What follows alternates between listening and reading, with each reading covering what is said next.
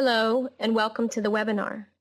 My name is Molly Mindbress, and I will be acting as moderator for today's webinar, which is a production of the National Healthcare for the Homeless Council with support from the Health Resources and Services Administration, OSPH. This is a 1-hour presentation with the last 10 minutes reserved for questions and answers. Thank you for participating in this webinar. I will now turn it over to our event host, Darlene Jenkins. Thank you, Molly, and welcome everyone. Thank you for participating in today's webinar. Today's session will be focusing on traumatic brain injury, or TBI. Most fittingly, we recognize that March is National Brain Injury Awareness Month. The CDC estimates that an average of approximately 1.7 million people sustain a TBI annually. Traumatic brain injury is a serious public health problem in the United States and disproportionately appears to affect persons experiencing homelessness. Traumatic brain injury is not just an injury, it's people whose lives have been changed forever by a blow to the head or a neurological event. Therefore, we're going to be focusing today on TBI with 3 special presenters. Our first presenter is Dr. Angela Colantonio, Saunderson Family Chair in Acquired Brain Injury Research, Toronto Rehabilitation Institute, a professor in the Department of Occupational Science and Occupational Therapy, Faculty of Medicine at the University of Toronto. She is a fellow of the American College of Epidemiology and board member of the American Congress of Rehabilitation Medicine. Dr. Colantonio received her PhD in epidemiology and public health from Yale University. She leads an internationally recognized program of research on acquired brain injury that includes examining ABI in the population for both injury prevention and post-acute care, with a special focus on vulnerable population. She has over 100 publications and has received funding from numerous funding agencies in both the United States and Canada. Our second presenter is Dr. Carolyn Lemsky, a neuropsychologist with 20 years experience working in rehabilitation settings in the United States and Canada. For the past 11 years, she has been the clinical director at Community Health Injury Resource Services in Toronto. This agency is designed to promote community reintegration of persons living with the effects of acquired brain injury. In the past 5 years, Dr. Lemsky has been the director of the Substance Use and Brain Injury Bridging Project, also known as SUBI. In the role, she has provided leadership on the SUBI Research to Practice Network. The SUBI team has conducted cross-training workshops and seminars with over 1,500 service providers in addictions and acquired brain injury. Since its inception in 2005, SUBI has facilitated the development of adapted substance abuse prevention and intervention across Ontario and in British Columbia. And finally, our third presenter is Catherine Wiseman-Hakes. Catherine is a registered speech-language pathologist and a doctoral candidate in the Graduate Department of Rehabilitation Sciences at the University of Toronto. Catherine has clinical practice in speech-language pathology and specializes in the assessment and treatment of children and adults with cognitive communication impairments secondary to TBI. Her research interests include the impact of sleep disturbance post-TBI on recovery of cognition and communication, and knowledge translation and evidence-based practice for cognitive communication disorders. We hope you enjoy our webinar, and now I'd like to turn the mic over to our first presenter, Dr. Angela Colantonio. I wish to thank Dr. Jenkins and the National Healthcare for the Homeless Council for their honor of speaking to you today, as well as my co-presenter, Dr. Carolyn Lemsky and Ms. Catherine Wiseman-Hakes. I thought I would start off today greeting you from Ontario, Canada, and this picture is from the Muskoka region of Ontario and is the site of the G8 summit last year. We welcome you all to come visit, but for now, just imagine you're sitting in one of these Muskoka chairs and hope you enjoy the presentation.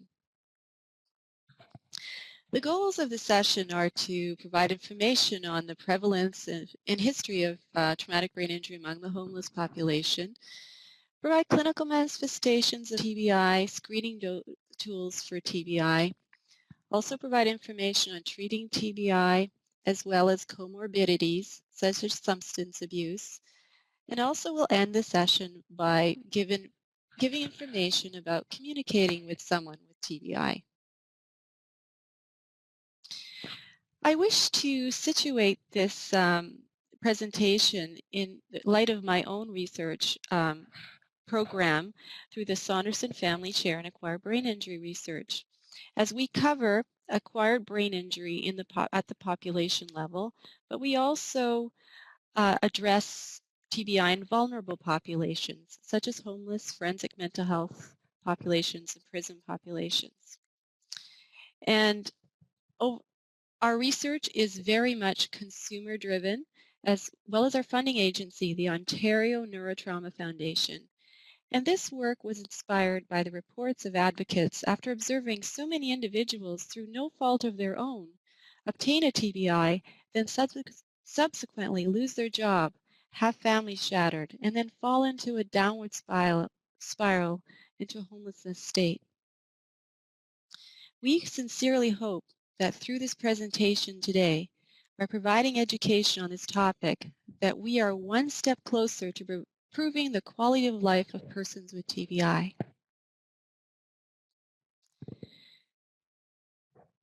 And I wish to say that we are just scratching the surface on this topic, and I am sure we will be happy to talk about other topics in the future.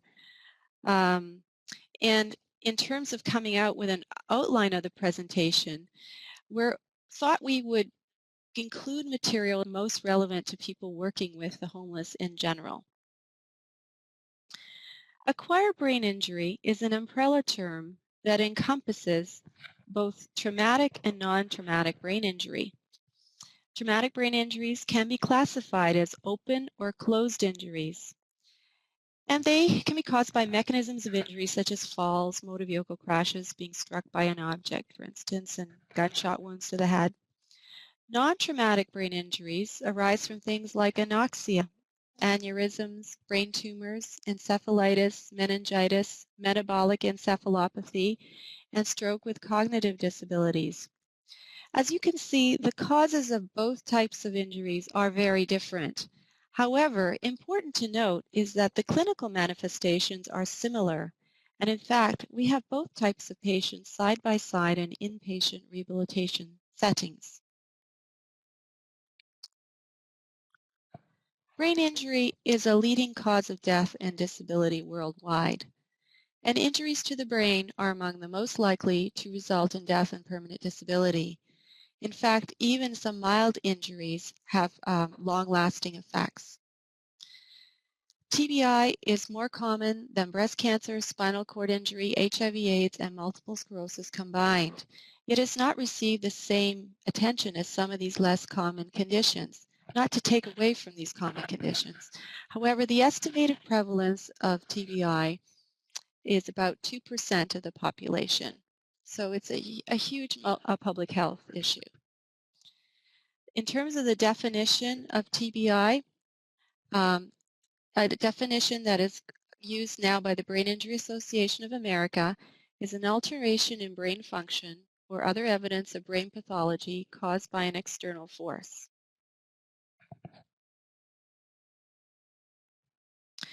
I thought I would begin by presenting presenting results of one of the largest studies of TBI among the homeless that I was involved in. I wish to recognize the lead author, Dr. Stephen Huang, who made this all possible by agreeing to include some simple questions about TBI in his large comprehensive study of homeless. And basically, this was the question: have you ever had an injury to the head which knocked you out, or at least left you dazed, confused, and disoriented? 53% of participants responded in the affirmative, which is in the range of some reports from smaller studies.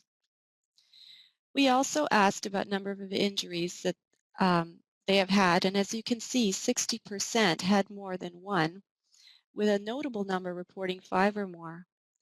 Most of the persons were classified as having mild injuries based on reported loss of consciousness.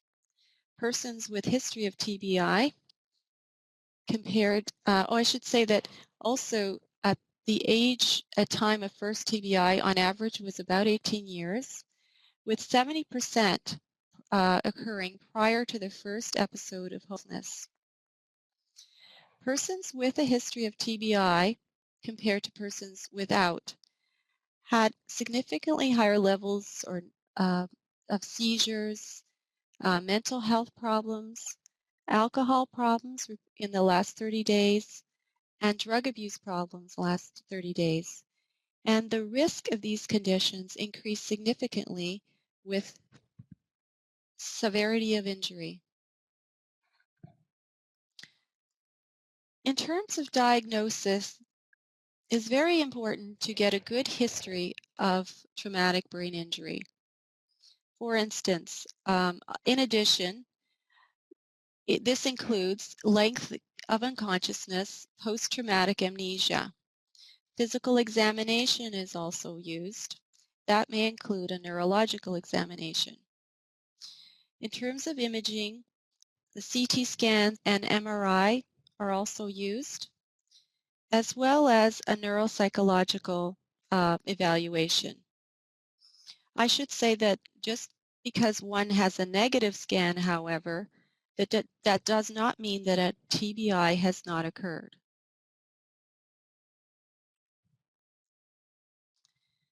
In terms of measuring severity of injury, the Glasgow Coma Scale is often used, and this is a measure of level of consciousness.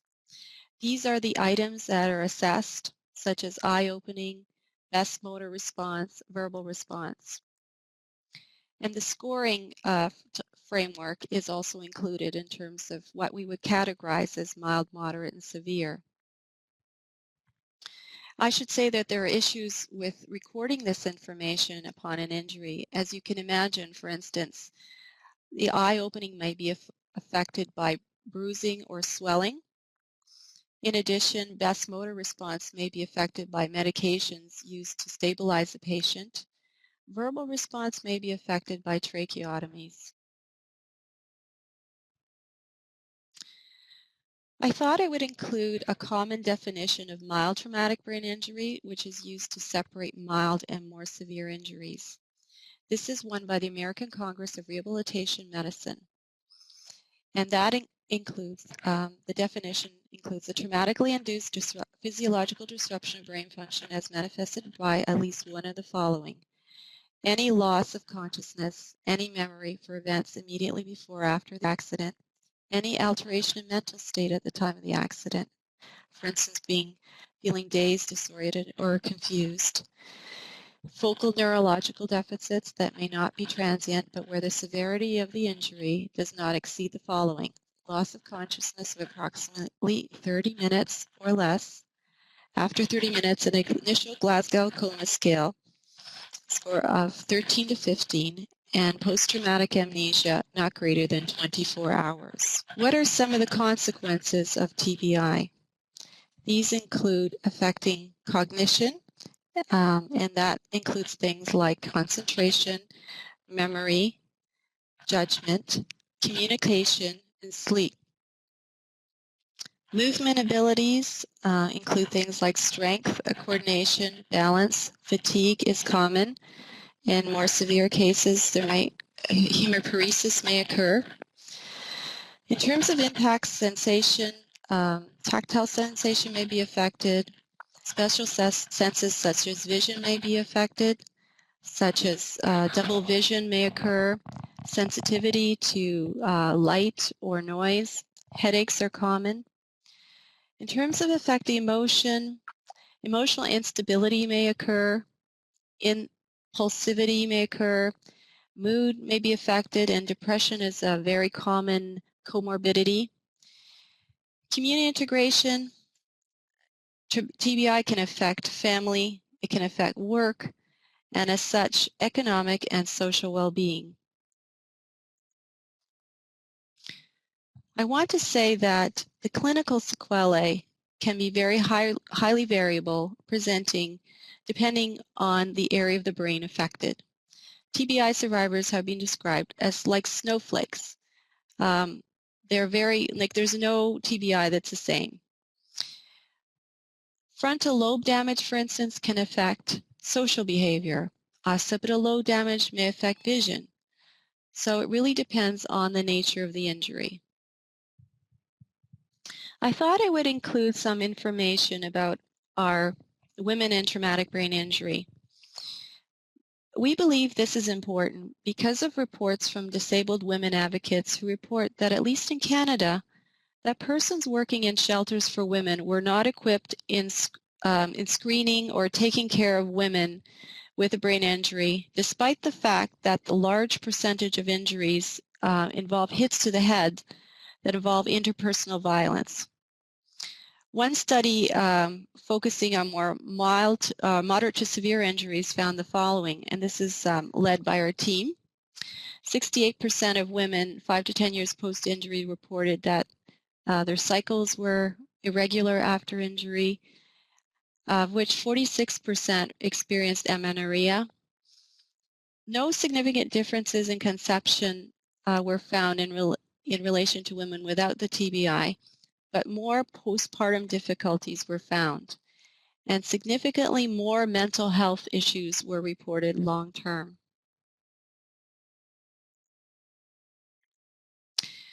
I thought it would be useful to cover screening tools that are used to identify brain injuries. There are many surveys that exist to identify traumatic brain injury. Some examples are the Ohio State University TBI Identification Method, the Brain Injury Screening Questionnaire, the HELPS Brain Injury Screening Tool.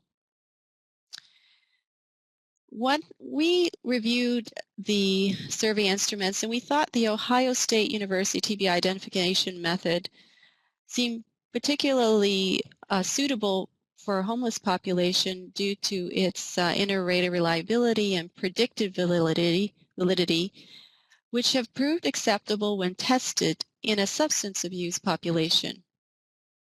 Also, it's been used with prisoners.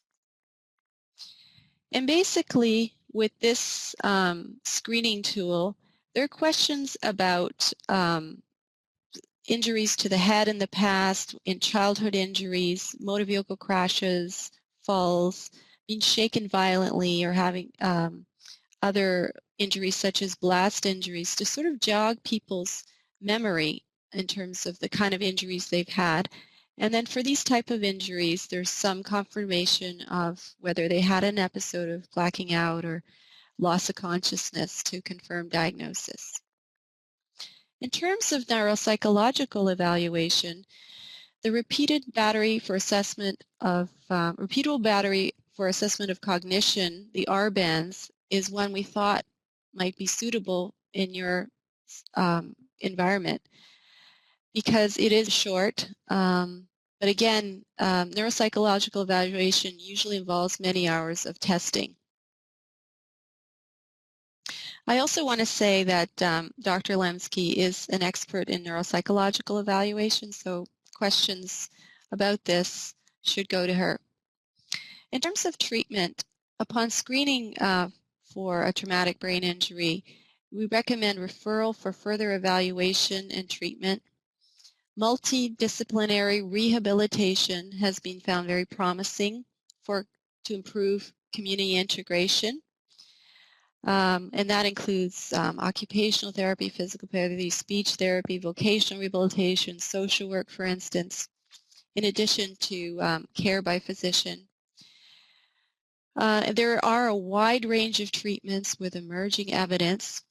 And the other thing is that it's important to have follow-up with the patient if they are eligible, for instance, based on their injuries or based on their disability, for disability support programs and payments.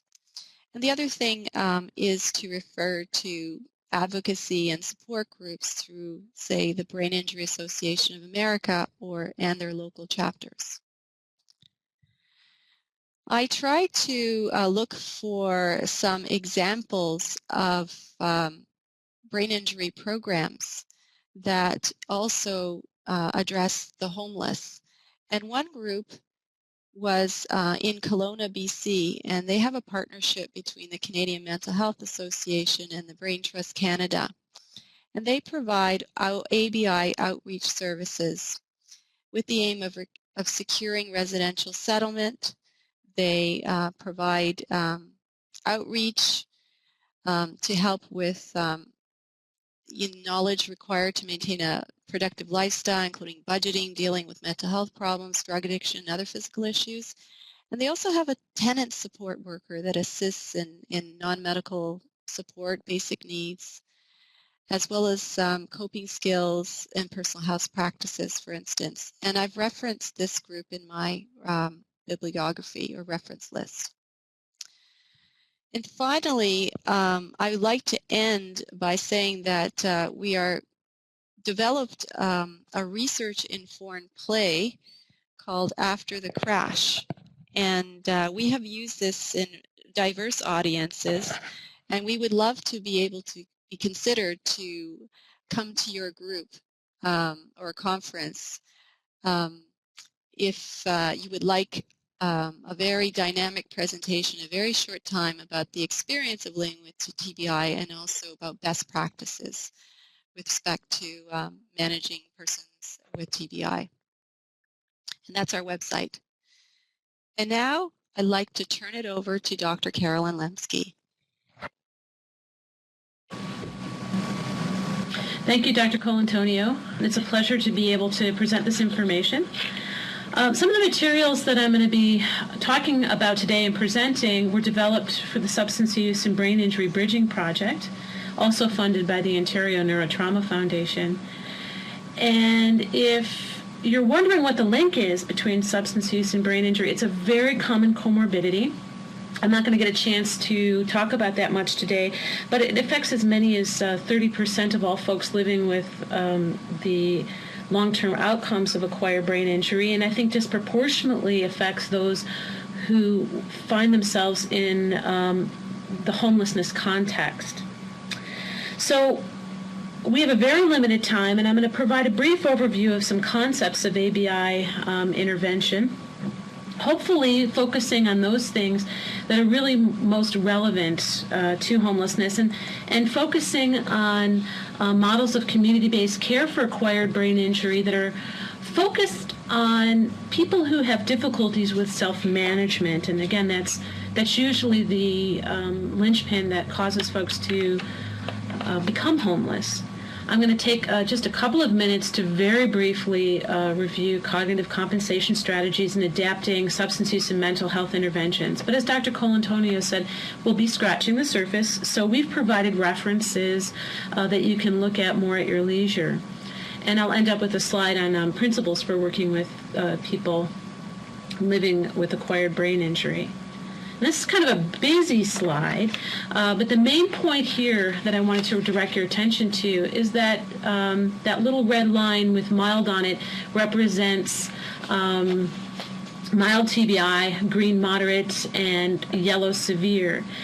And this represents the fact that the amount of time that a person will spend in a medical or rehabilitation context is directly related to the severity of their injury. And as Dr. Colantonio has reviewed, the folks that you'll be seeing in your context are often people who have had one or more mild injuries, so they may have only ever been seen in an ER or maybe for one or two follow-up visits, and may not have had a lot of work done with diagnosis or treatment. And the effects of acquired brain injury tend to be additive in the sense that each injury adds on to the next, so that recovery and subsequent injuries is just a little bit less complete. So you may have people with rather significant impairments, but have never actually been seen in a medical or a rehabilitation context. So we'll talk a little bit about what it's like to support people with ABI in the community, knowing that in your homelessness context, these will be folks who may not have had much medical rehabilitation contact in the past and may not have much resources for it, or many resources for it in the present time. So I'm not going to go through this whatever it takes model point for point, but I've selected it to present because it addresses specifically folks who are experiencing problems with self-management. And Willer and Corrigan were among the first to write about the fact that hospital and clinic-based interventions for people living with acquired brain injury were often not having the long-term functional impact that clinicians were hoping for. And people who do have problems with self-regulation often fail to generalize information and strategies across setting. Sometimes because of limited foresight, they may be unwilling to participate in an intervention of any kind that's not directed towards their own immediate goals. So the emphasis in these principles is on client-centeredness. And there are a total of 10 principles. As I said, I'm not going to go through them. Material is referenced in the list. But I'm going to give a real quick example of place and train and how these principles would play out with a case. So, for example, a person that you encounter wants to get a job or perhaps housing, and they may the staff around them may observe poor hygiene, limited compensation for impairment, socially inappropriate behavior, and other self-regulatory problems. And a traditional model might have addressed specifically each problem on the list, stop the problem behavior, improve the cognitive compensation, maybe teach the client new skills, all in a clinic or hospital-based setting, and then the client would graduate and go to get a job. But the Willer and Corrigan model, and actually this is becoming more and more accepted as an appropriate case management model in rehabilitation circles, turns that process on its head. So the first step is to get the individual into a setting that they find relevant. It may have to be a supported setting or a simulated setting, but first they get the job. Then they learn that their boss demands good hygiene, see firsthand why the behavior interferes with work, and then they get the support that they require to maintain that position. So that's the place and learn that Willer and Corrigan are talking about. So you can see that when you're trying to involve somebody in an intervention, if you don't have the relevant goal, and here the example would be getting Tom out of bed, he may just shout you out of the room because he doesn't really have a reason to get up and have a shower.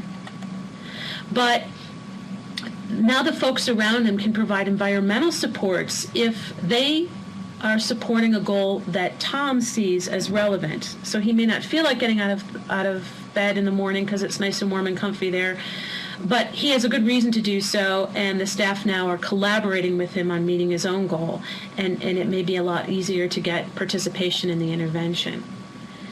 So a bit of wisdom comes from Elvis Acker and Finney, and I've referenced in the list, Collaborative Everyday Routines provides a great model for working with folks in the community. And they say that in the absence of meaningful chosen life activities, all interventions are doomed to failure. And what that refers to is the fact that the client has to see, and of course, this is common with a lot of other mental health models, the direct relevance of the intervention in order to remain involved. So I'm going to talk very quickly about what cognitive compensation looks like in this context. And there are four basic kinds: restorative, compensatory, environmental, and behavioral. In behavioral and restorative, the therapy activities are designed to promote the return of function. So what that means is that we're expecting that with the memory exercise, and there will be an actual improvement in memory, and that results in a functional change. And unfortunately, most of these interventions don't have a lot of empirical support suggesting that the clinic-based activity leads to real functional changes. A couple exceptions to that rule are attention training exercises and aphasia therapies. On the other hand, compensatory strategies do have a lot of empirical support, although it's not an area that lends itself to randomized control trials. And what they are focused on is learning a way to get around the existing impairment. So these are strategies like using memory books, notebooks, alarms, and metacognitive strategies, which are a set of treatment strategies that focus on helping a client learn how to think about their thought process. So they're methods of planning and methods of problem solving, and they can also apply to social interaction. And another very, very important compensatory mechanism are routines. If things are done in the same way, in the same time frame, routinely, it creates greater compliance, and it helps the client to become more organized over time. Environmental strategies include anything that happens that's not primarily the responsibility of self-management of the person. So they would include reminder signs, locks, staff providing a cue, routines that are driven by others in the environment. And then there's a whole set of behavioral therapies that include modeling, rehearsal, chaining, and errorless learning. If you're not familiar, chaining is just a way of teaching an individual a multi-step process by starting from the back and insisting that, or having the therapist responsible for completing all the steps except the last one, and the client completes the last one and gets the reinforcement of completion. And then the next learning trial is the last two steps and so forth until finally the entire process is learned. And that's really handy when a person may not have the motivation to get started in a long multi-step procedure.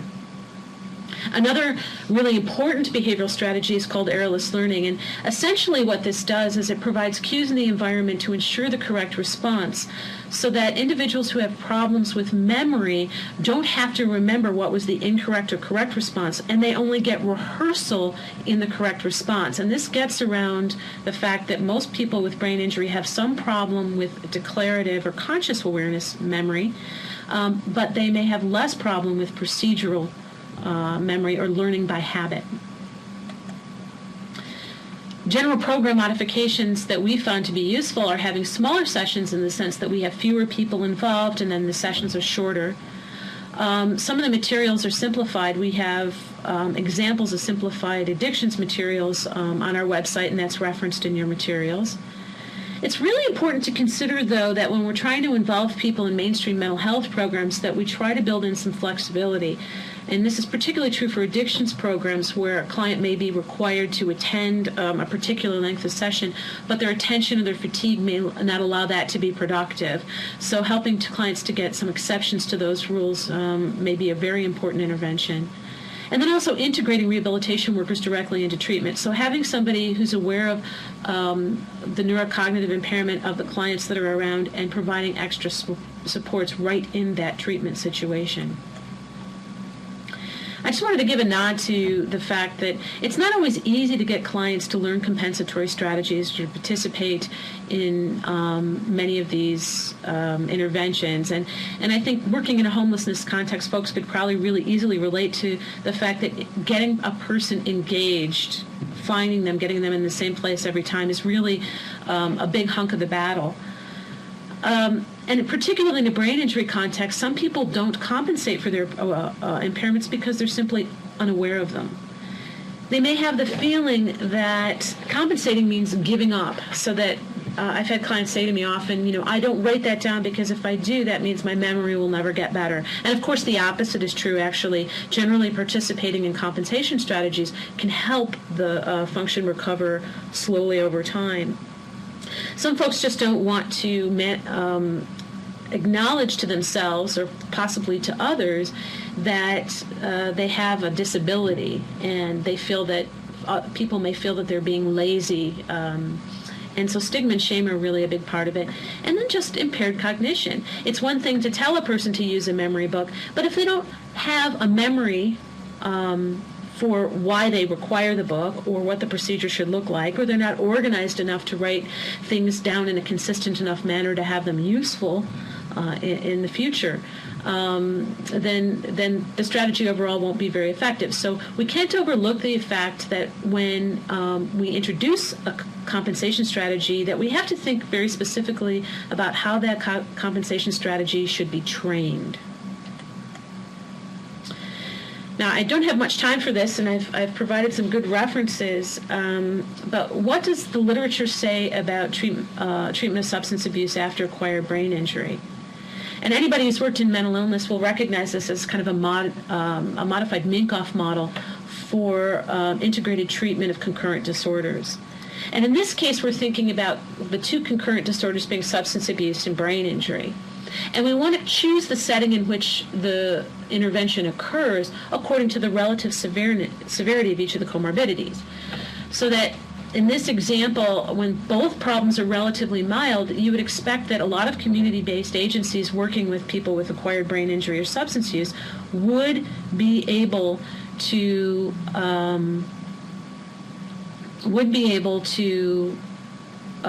do some psychoeducational interventions. Whereas if both problems are severe, then you would want to have a specialized treatment program, and in this case it would be a community head injury resource project program with the Center for Addictions and Mental Health providing some supports there. So the common characteristics of successful programs tend to be engagement in meaningful activity, skills training, and the fact that treatment may begin before insight and readiness to change is there. So, and again, this is not a foreign concept, I'm certain, in this setting, but we want to have assertive treatment models. The case management models generally include access to substance abuse services and mental health services to hook people in, get ABI consultation, and assist access with other services. Unfortunately, case management outcomes, and this reference is in your list, often result in an improvement in quality of life, but they may not actually address the actual symptom set, in this case, substance use. Motivational interviewing, which may be a familiar concept based on Miller and Rolnick's work in addictions, but used more widely in other settings, has been found to be effective in a study specifically with acquired brain injury. And it was successful in actually reducing the symptom set of substance use. Another very important website to have a look at is the Ohio Valley website, and they provide information on consumer and professional education and give some information on their intensive case management model. They also promote a model that includes consultation to substance use services. It's important to remember that with this subpopulation, treatment's likely to be protracted. Successful programs will address engagement in treatment, and early intervention is very, very important. Now, I'm not going to get much time to really talk about this study. It's referenced in your materials. It was, I'm bringing it up specifically because this is the Corrigan study from 2008. And what they did was, in a single interaction, using 4 different kinds of interaction, actually promote engagement in treatment. What they did was they had an attention control, a motivational condition, interviewing condition, a barrier reduction condition was actually providing things like chits for meal vouchers or taxi rides to get people to treatment, and then financial incentive. And the financial incentive was just a $25 gift certificate if they attended all of their treatment sessions, leading to the development of an individual treatment plan. And what they found is that not only did that increase engagement in treatment initially, but it had a very robust effect 6 months later. It's really very important to consider that those single kinds of interactions, helping a person get what they need to get to therapy, can be very important initially, but also can lead to long-term improvements in outcomes. Briefly, the interventions worked, Corrigan felt, not because of the actual incentive, but because the early presence in therapy actually did improve engagement with the therapist and allowed the intervention to take. So what are barriers to care? Well, very often our clients come across as being uncooperative or unmotivated when really the problem is their cognitive impairment. And then also the difficulties that we've reviewed before is trouble recalling information, generalizing, and predicting their own behavior. So I'm going to end here with 5 principles for working with ABI clients, and Catherine will expound on these, I think, in terms of communication. This is an acronym PRIMER, and pacing, repeating, illustrating what you want, using memory aids, and modifying the environment, and redirection are all very important concepts. And now I will turn the mic over to Catherine Wiseman-Hakes. Thank you very much, Dr. Lemsky. And in the interest of time, I'm going to make my presentation quite brief to ensure that we have time for question and answers. So I'm going to give you a brief introduction to communication problems associated with traumatic brain injury. And then I'm going to provide you with some strategies to facilitate successful interactions. Now, communication difficulties are very common post-traumatic brain injury. The incidence puts at about 87% across all levels of severity. Now, some communication problems are very obvious and some are not. And these subtle communication problems can be highly debilitating. And these subtle issues can also be misconstrued by a communication partner as being a reflection of poor attitude, disinterest, disrespect, or even substance use on behalf of the speaker. Now, there are a number of components of communication, and breakdowns can occur all across the chain. So I think it's important that we have a little bit of understanding about what's involved. The message, obviously, is a two-way interaction. So the first part is expression of the message. And again, there are a number of components here. The first involves speech or other nonverbal alternative communication system. So this is actually the motor act of forming the sounds. And again, breakdowns can occur here. The content is the language. There can be language deficits if there is an aphasia, which may occur in a more severe injury. And this is augmented by the equally important nonverbal communication behaviors which impact social communication, such as body language, eye contact, etc. And we refer to this as pragmatic communication. Now, the other component of communication, of course, is receiving the message. Now, this also involves a number of steps.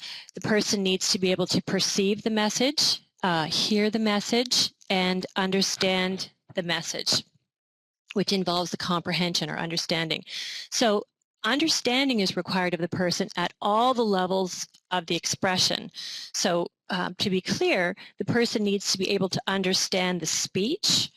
They need to be able to understand the content, both the explicit and the implied information, which is often very difficult for people with brain injuries, and interpret and understand the nonverbal communication behaviors such as facial expression and body language.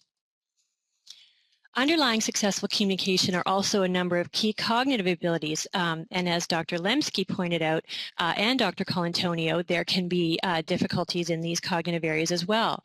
So in order to communicate successfully, there needs to be attention to the speaker, particularly with multi-speakers, working memory, long-term memory, and information processing. Now, this involves the speed at which the person is able to take the message in, the amount of information they're able to take in, and the complexity of the information being presented. And again, breakdowns can occur across these areas. So there are a number of communication problems associated with traumatic brain injury. First of all, the slow speed of information processing is a hallmark. They may have motor speech problems called dysarthria, so they may have difficulty forming the words and the speech sounds, which can be misinterpreted for that the person might be impaired or using other substances. They may have hearing problems, backgrounds picking out speech from background noise, etc., and possibly word finding difficulties. Now, the consequences of communication problems after TBI are very significant, particularly those with pragmatic social communication impairments. Many people with traumatic brain injury report reduced social contacts and rate social isolation and loneliness as their most frequent complaint. So how do we modify our communication to facilitate a successful interaction? If you're having trouble understanding a person's speech, assure them that you are, in fact, interested in what they have to say. Give them time to repeat. They may have to use a pen and paper to write down the message.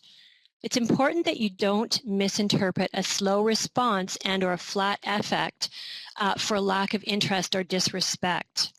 And wherever possible, try to hold conversations in a quieter environment because it's often difficult for them to block out extraneous noise and they may be sound sensitive. Now, I've also included a number of screening tools for communication problems that are very quick to administer and can be used by frontline workers and can give you at least a baseline for where you might need to go for extra help.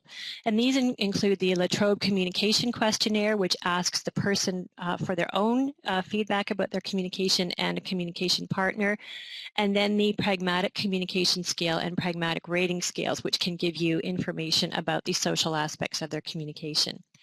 And at this point, I'm actually going to wrap up for question and answer. Thank you very much. Thank you, presenters. I will begin the Q&A session. The first question is for Dr. Colantonio.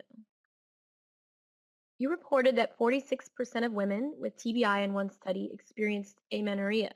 The participant would like to know if you and the other researchers know the etiology of the amenorrhea. Was it related to stress or hormonal changes?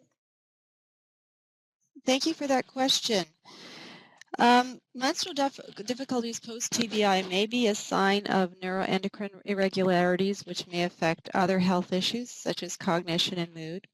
However, these relationships need to be studied further. We did not, in our study, collect information, for instance, on hormonal assays or on stress. So we're only speculating at this point. We know that traumatic brain injury is one of the etiologies of hypopituitarism, which is found in up to 59% of patients, several months and even years post-TBI. And these are not entirely unexpected after TBI, given the pituitary's vulnerable location in the brain. We know that low levels of sex hormones associated with hypopituitarism can cause amenorrhea and other menstrual disorders. But unfortunately, screening for this after TBI is not commonly done, and as such is relatively underdiagnosed. I've had women come up to me I've had women come up to me and say that, they were menopausal before the injury and now they were menstruating. We know of cases of precocious puberty also in girls. This is a highly understudied area, and we've just are now leading an international task force on girls and women with TBI to really study this a lot further. And I wish to say that we reference the study. It's Colantonio et al., 2010, Journal of Women's Health, if you'd like to read further. Thank you. I hope that answers your question. Thank you, Dr. Colantonio. The next couple questions are for Dr. Lemsky. The first one is sort of a long one. Are there any model programs in the U.S. or Canada that integrate concepts outlined today in settings that serve homeless people? For example, Primer. Imagine a drop-in center for homeless people that presumes the presence of ABI and cognitive impairments, which have adapted the environments and programming to fit the clients, and one where all staff are educated and trained about ABI and techniques to work with them. I don't know of any specific programs that do that now, but I can tell you that we've been doing our substance use and brain injury training with groups, particularly one in Hamilton, and their intention is to do just that. But I'm not aware of anything as comprehensive as that, and it's a great question, and I certainly hope it happens. Okay, Dr. Lemsky, we have one more question for you. What about depression and ABI? The diagnosis of depression in ABI is a little bit complicated because the vegetative symptoms associated with depression kind of overlap with primary symptoms in ABI. So things like fatigue and loss of interest, one has to really be careful to sort those things out as not being physical manifestations of the acquired brain injury. But we diagnose it primarily when a person is talking about having low mood and when they feel that their activities aren't pleasurable, and when they are complaining of problems with sleep and appetite that aren't accounted for otherwise by their acquired brain injury. And as far as treatment goes, there's been a number of studies that suggest that cognitive behavior therapies are successful, and recently there's been a bunch of studies related to the use of mindfulness. And in each of these cases, the programs are adapted to be simplified and longer with greater support. Thank you, Dr. Lemsky. Next question is for Dr. Colantonio. It was suggested to me to use a verbal fluency test to check for ABI. Is this appropriate? We thought that not on its own. You know, it's usually part of a battery of tests, but that would be insufficient. It's not functional at all, according to Catherine. I just want to take this moment just to add to the some of the responses to the other questions that were asked. I did list in my presentation a model of TBI and among homeless type of program in Kelowna, BC, and there's a reference to it in the list of references. It's actually a presentation, and they've attempted to integrate the ABI aspect in the homeless, in their work with the homeless.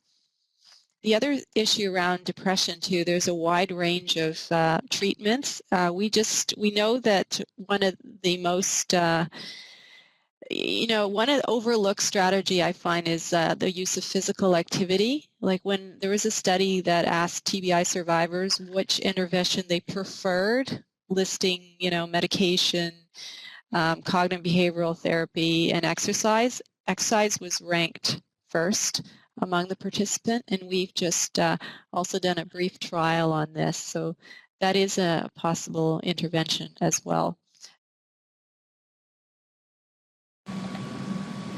Those are really good points on both of those.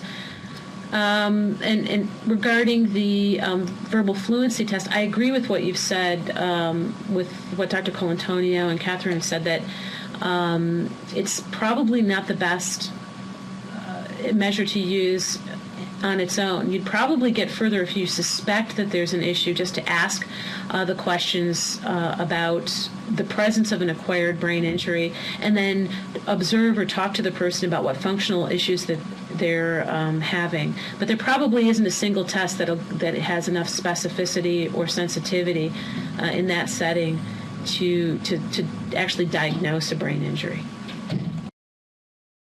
Okay, I think that was our last question. I would like to thank all of our presenters as this concludes the Q&A portion of the webinar. Thank you for joining the Diagnosis and Treatment of Traumatic Brain Injury webinar produced by the National Healthcare for the Homeless Council. You can also visit the National Healthcare for the Homeless Council website for a full listing of upcoming council webinars and other educational products. This meeting is now closed.